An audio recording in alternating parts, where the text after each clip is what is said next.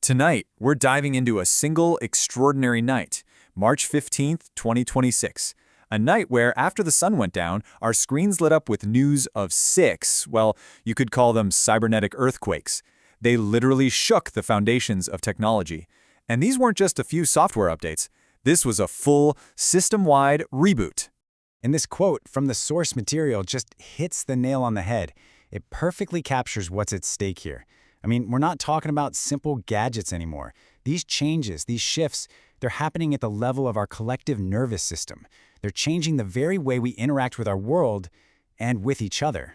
So here's what we're going to do in this explainer. We are going to dissect six events that, on the surface, seem totally separate, but when you piece them all together, they reveal one single, massive truth.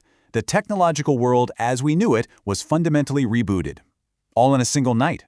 All right, let's start at the most personal level imaginable. The first two big shifts are all about how AI is literally augmenting the most basic parts of being human, our voice and our sight. This is the incredible question at the heart of the first quake. And the answer came from a company called 11 Labs. At SXSW, they announced their 1 Million Voices initiative. And look, this isn't just some new app or product. They're framing this as an effort to restore what they call a biological right, your own voice. And they are absolutely putting their money where their mouth is. A $1 billion commitment. That's what they're pledging to provide their state-of-the-art voice cloning technology, completely free, to 1 million people who've lost their ability to speak.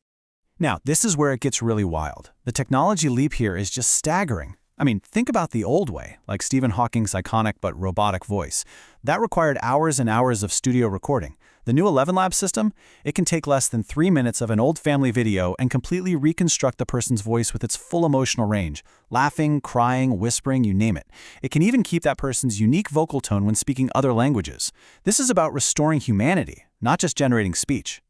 So at the exact same time 11 Labs was restoring a human sense, Microsoft was busy giving a new sense to its operating system. They rolled out a feature called Smart Screenshot for Copilot. And trust me, this is so much more than just a new snipping tool. So the key here is that they clearly learned from the privacy nightmare that was the recall feature. Remember that? It was basically a spy, always recording everything you did. Smart Screenshot, on the other hand, is built on something they're calling per-context privacy. What that means is it only captures and understands the little piece of the screen you tell it to when you tell it to, and then it forgets. You can screenshot a chart, and Copilot gets the data. Screenshot an error message, it'll tell you the bug. Windows can now see, but the crucial part is you decide when it opens its eyes. Okay, so those first two shifts were all about the human interface, but all of that is built on a ruthless foundation of corporate power. So now we're going behind the curtain. Our next three earthquakes are all about the brutal, high-stakes games of power, money, and silicon that are deciding who will build and control the very engine of this new AI world. And the first shockwave hit the stock market, hard. Adobe stock just plummeted 9% in after-hours trading.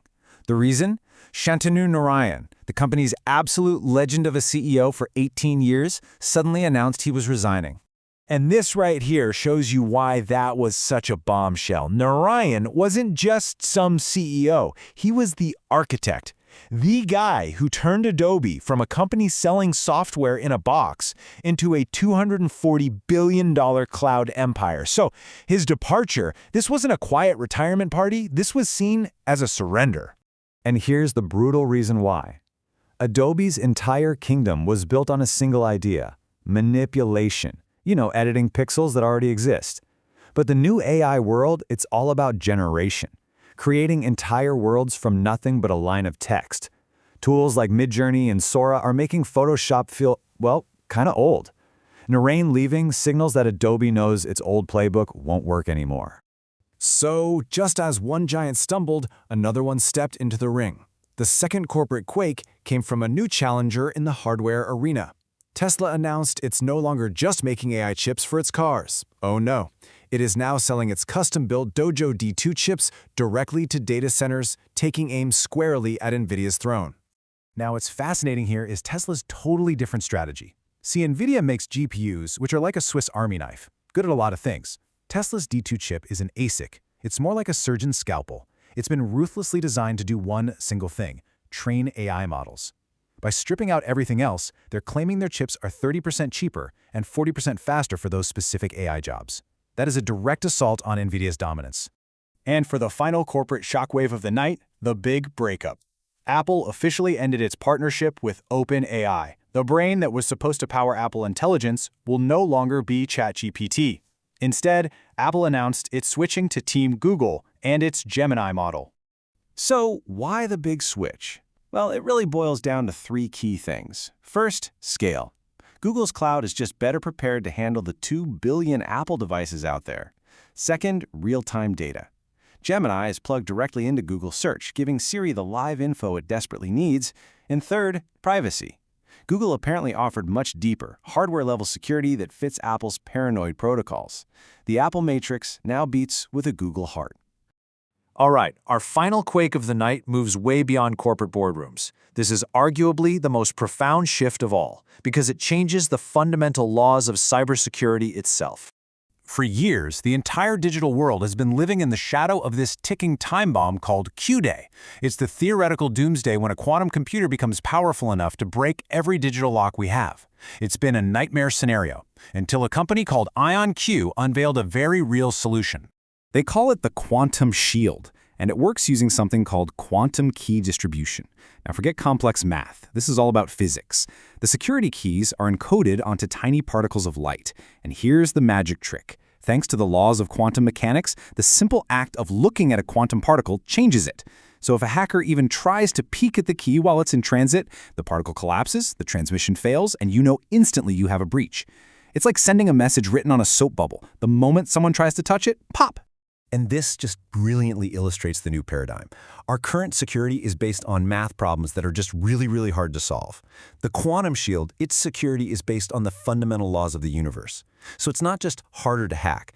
It is, according to physics, impossible to hack without getting caught. This is, and I'm not exaggerating, the beginning of the end for hacking as we know it. So, let's just take a breath and bring it all together.